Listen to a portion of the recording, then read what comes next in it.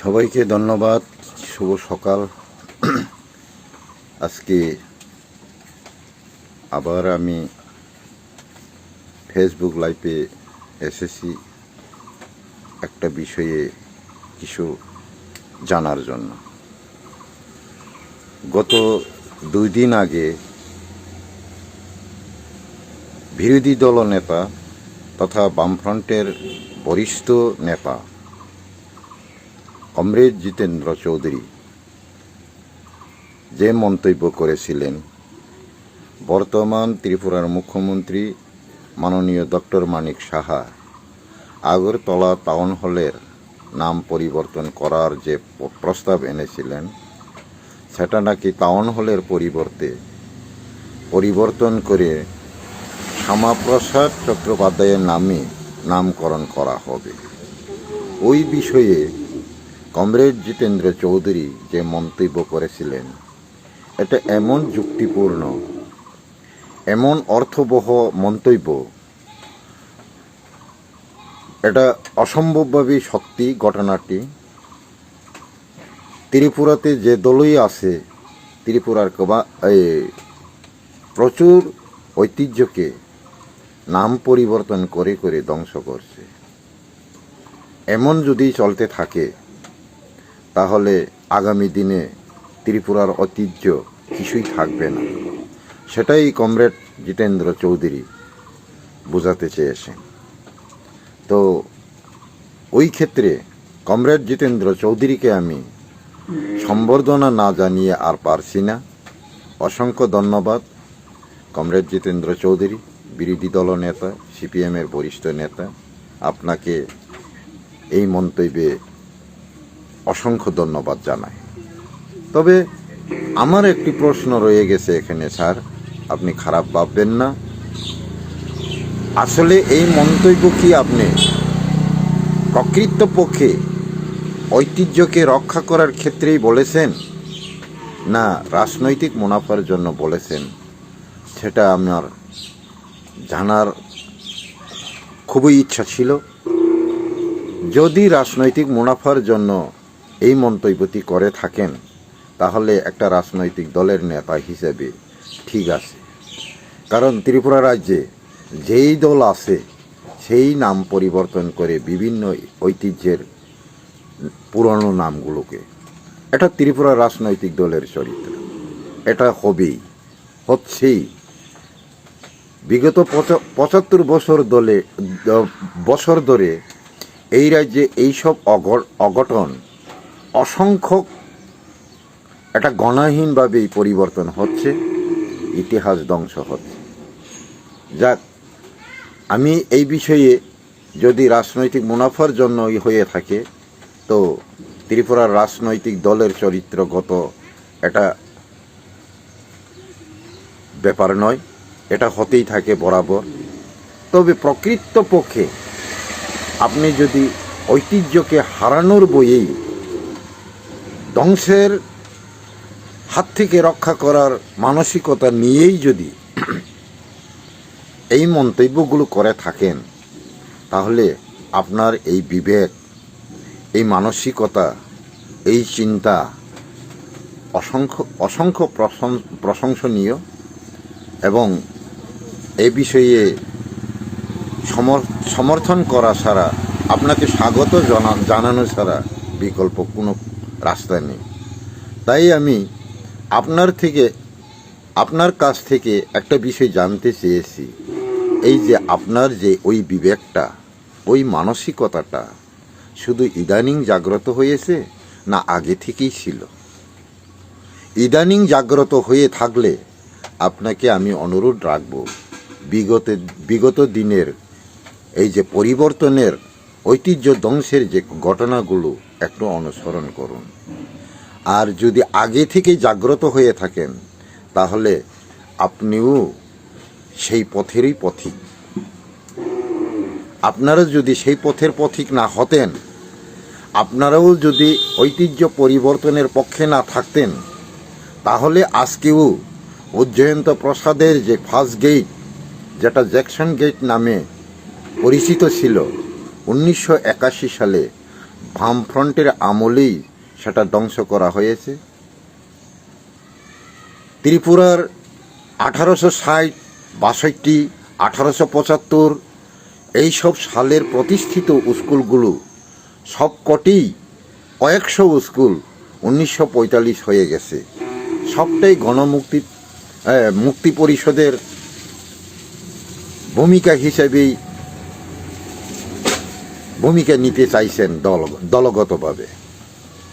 আমি যতটুকু জানি 11ই পৌষ 1945 অর্থাৎ 27 ডিসেম্বর 1945 মুক্তি পরিষদের জন্ম হয়। 4 দিন পরেই 1946 1 জানুয়ারি হয়ে যায়। তাহলে আপনারা বিবেচনা করুন, এই 4 দিনেই কি আপনারা ত্রিপুরা রাজ্যে কয়েকশো স্কুল প্রতিষ্ঠা করে ফেলেছেন? যার কারণে 1862-তে উমাকান্ত ঠাকুরের নেতৃত্বে প্রতিষ্ঠিত উমাকান্ত স্কুল 1890-এ পরিণত হয়ে গেল। যে উমাকান্ত ঠাকুরের বংশধর এখনো বিশ্রামগঞ্জ জাঙ্গালিয়া পাড়ায় বসবাস করছেন, এটা 1890-এ পরিণত হয়ে উমাকান্ত দাসের উদ্যোগে স্কুলটি নাকি প্রতিষ্ঠা হয়েছেন, এমনটাই ব্যাখ্যা বেরিয়েছে বামফ্রন্টের আমলে। 1875-এ বুজং স্কুল নির্মিত হয়েছিল, 1876-এ চালু হয়েছিল। সেই স্কুলে 1845 লেখা হয়ে গেছে। মুক্তি পরিষদের জন্মদাতার যে মালিক, তার তুলনায় 20-25 বছরের বয়সীও তখন মুক্তি পরিষদের সংগঠনে সামিল ছিলেন। ওরা যেই স্কুলে লেখাপড়া করেছিলেন, ওই স্কুলগুলো 1945 প্রতিষ্ঠিতদের লেখা হয়ে গেছে। শচীন দেববর্মনের পিতা নবদ্বীপ চন্দ্র দেববর্মন, যিনি 1949 সালে জন্ম হয়েছিলেন, তিনিও উমাকান্ত স্কুলেরই ছাত্র ছিলেন। যদি উমাকান্ত স্কুল 1890-তেই হয়ে থাকেন, তাহলে 40-এর পরে কি নবদ্বীপ চন্দ্র দেববর্মন ক্লাস 1-এ ভর্তি হয়েছিলেন? এটা আপনারা একটু ভেবে দেখুন। আরও অনেক কিছু বিষয় আছে। এই মানসিকতা যদি আপনাদের আগে থেকেই থাকতেন, অথবা আপনাদের মধ্যে রাজনৈতিক মুনাফার জন্য যদি না বলে থাকেন, আপনাদের আমলেই তো স্বামী বিবেকানন্দ ময়দান হয়েছিলেন, সেই আস্তাবল মাঠ। আপনাদের আমলেই রাজবাড়ি ও জয়ন্ত প্রসাদ একটা প্রতিষ্ঠিত প্রটেক্টেড এরিয়া, যার ঐতিহ্য ত্রিপুরাতে কোনো এক সময় ত্রিপুরার রাজারা শাসন করেছিলেন, তার প্রমাণ দিচ্ছেন। এই প্রটেক্টেড এরিয়ার ভিতরে যেই দলই করে থাকুক, অনুমোদন তো বামফ্রন্ট সরকারই দিয়েছেন। এই গেটের সামনে ক্ষুদিরাম বসু এবং সূর্য সেনের মূর্তি প্রতিষ্ঠা হয়েছেন। এটা কি আপনাদের চোখে পড়েন না? এটা কি আপনাদের আমলে হয় নাই?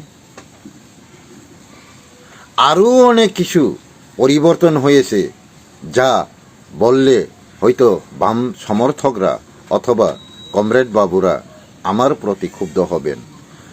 তো আমি জানতে চাই, ত্রিপুরাতে 75 বছরে কোন দল ত্রিপুরার ঐতিহ্যকে পরিবর্তন করে নতুন নাম দিচ্ছেন না? এমন একটা দল আমাকে প্রমাণ করেন যে জোট সরকারের আমলে ভিক্টোরিয়া মেমোরিয়াল IGM-এ পরিণত হয়ে গেছে। আগরতলা এয়ারপোর্ট বামফ্রন্টের আমলেই রবীন্দ্রনাথের নামে পরিবর্তন করার প্রস্তাব এনেছিল বিধানসভায়, কিন্তু তখন TGS-এর একজন MLA বিকেরাঙ্কলের প্রতিবাদে এটা বন্ধ হয়ে যায়। অরিজিনালি কি ত্রিপুরার রাজনৈতিক নেতারা যে দলেরই হোক না কেন, ত্রিপুরার ঐতিহ্যকে রক্ষা করার মানসিকতা আছে? এই বিবেক আছে? আপনারা লক্ষ্য করুন, সেই লালকেল্লা, তাজমহল, ভারতবর্ষে বিভিন্ন দল ক্ষমতায়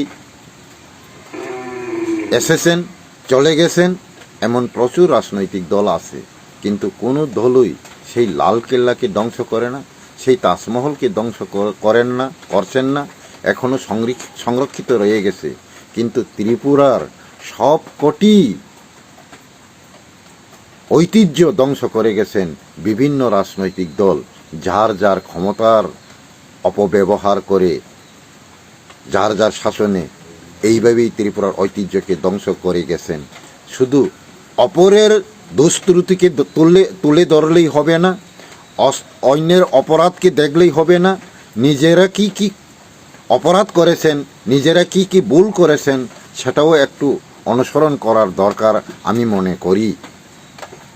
মান্দায় একটা ঘটনা আছে, নীলমণি দেববর্মা নামে একজন ব্যক্তি মান্দাইয়ের জনগণের সুবিধার্থে 14 জায়গা কিনে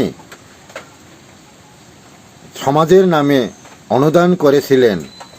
সেই দিন আমি নিজেই এই অনুদানের পক্ষে মান্দায় একটা স্টেডিয়াম করার সিদ্ধান্ত নেওয়ার রাইটার ছিলাম, লেখক ছিলাম, চুক্তিপত্রের দানপত্রের লেখক আমি নিজেই ছিলাম। এবং সেই দিনেই নামকরণ করা হয়েছিল ওদের স্বামী স্ত্রীর নামে। স্বামীর নাম নীলমণি দেববর্মা এবং স্ত্রীর নাম বেলপতি দেববর্মা। তাদের স্বামী স্ত্রীর নামে নীলবেলা স্টেডিয়াম করার স্বইচ্ছায় উদ্যোগে এই 14 সম্পত্তি কিনে স্টেডিয়ামের নামে অনুদান করেছিলেন।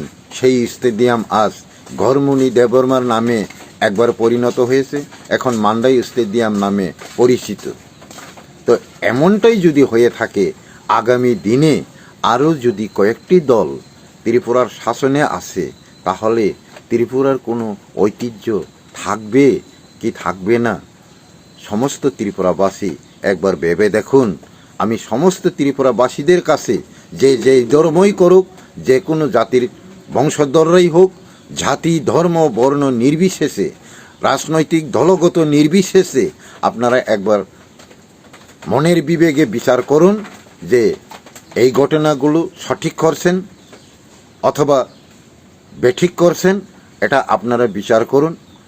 আমি সবার কাছে অনুরোধ, এই কথাটি যদি আমি ভুল করে থাকি, ভুল বলে থাকি, আমাকে সবাই মাফ করবেন। আর যদি সত্যিই বলে থাকি, তাহলে আগামী দিনের জন্য আপনারাও সজাগ থাকুন। আগামী দিনে যেন এইরকম কোনো ঐতিহ্য পরিবর্তন না হয়, তার দিকে লক্ষ্য রেখে এই কথাটিকে সমর্থন করুন, কমেন্টস করুন, লাইক করুন এবং প্রতিটি জনগণের কাছে এই মন্তব্যটি রাখার চেষ্টা করুন, ত্রিপুরার ঐতিহ্যকে রক্ষা করার চেষ্টা করুন। এই অনুরোধ রেখে আমার কিছু মন্তব্য এখানে শেষ করছি। সবাইকে ধন্যবাদ, আমার পক্ষ থেকে অসংখ্য ধন্যবাদ এবং নমস্কার।